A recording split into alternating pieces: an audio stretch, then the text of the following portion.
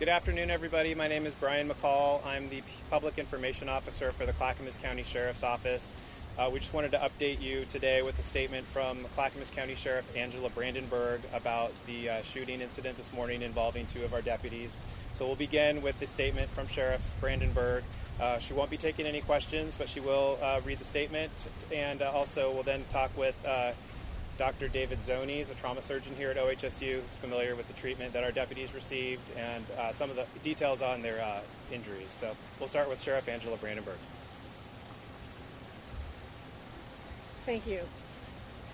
I am grateful beyond words that I can stand before you today and say that one of our deputies has already been released from the hospital and the other is expected to be released later today.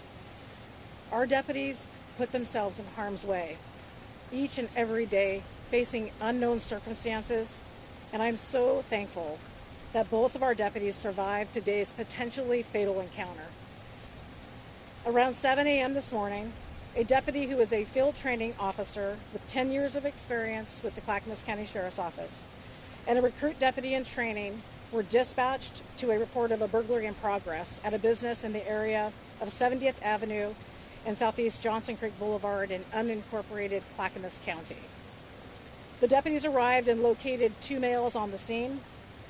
While the deputies were contacting them, one of the suspects drew a pistol and began shooting at them. One deputy was struck in the arm, and the other deputy was struck in their ballistic vest and in their abdomen. At least one of the deputies returned fire, and neither of the suspects were shot. Other deputies responding to the call were able to take the two suspects into custody and quickly administer first aid to both of our deputies. In accordance with standard protocol, the investigation is being led by the Clackamas County Interagency Major Crimes Team in collaboration with the Clackamas County District Attorney's Office. Detectives from Oregon City and the Westland Police Departments are leading the Major Crimes Team investigation with assistance from Canby Police, Lake Oswego Police, Gladstone Police, Molalla Police, the Oregon State Police, the FBI, and the ATF.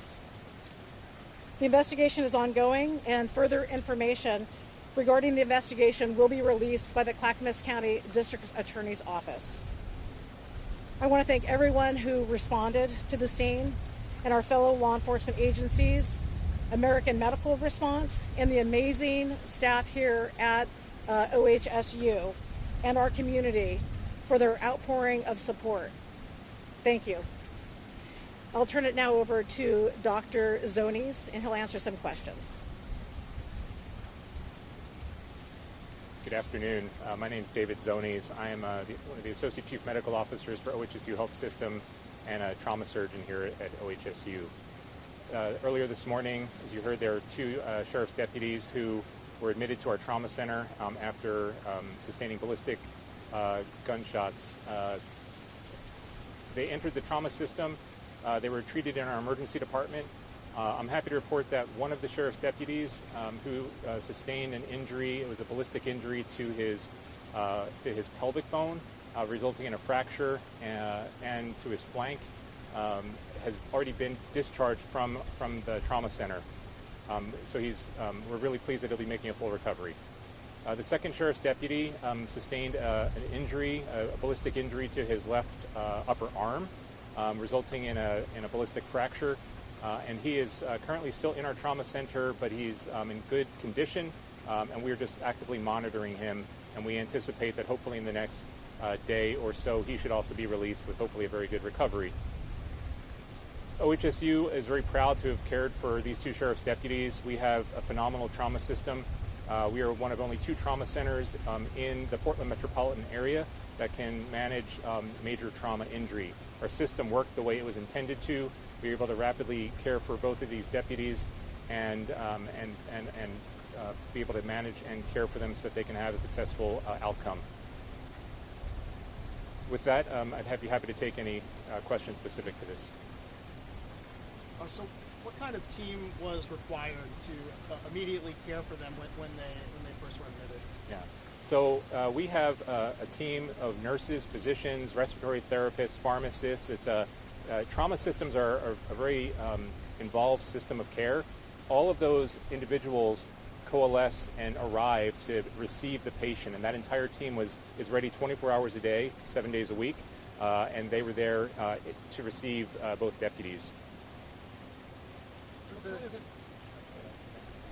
of timeline are we talking about? When they get here, you assess the situation, Yes. and then determine if they're going to survive or when they can get out. Are we talking 1, 2, 4, 5, 6 hours?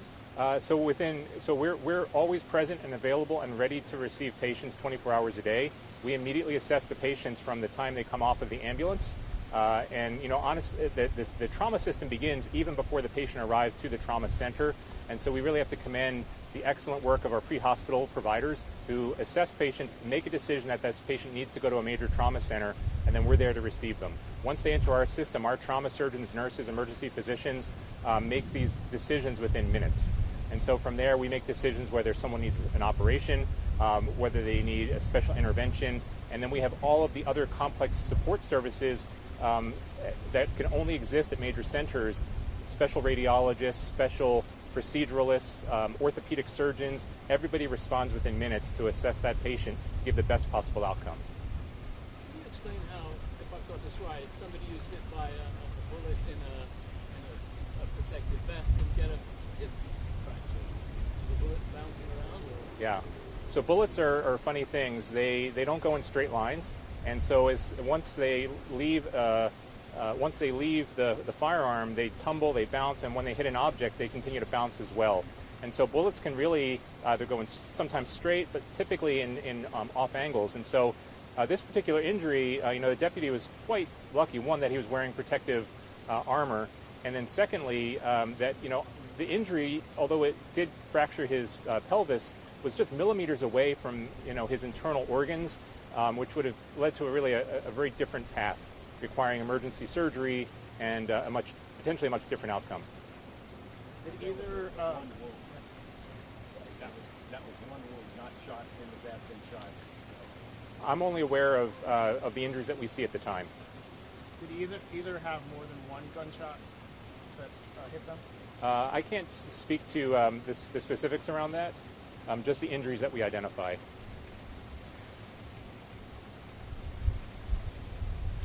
Thank you. Okay, good. Thank you.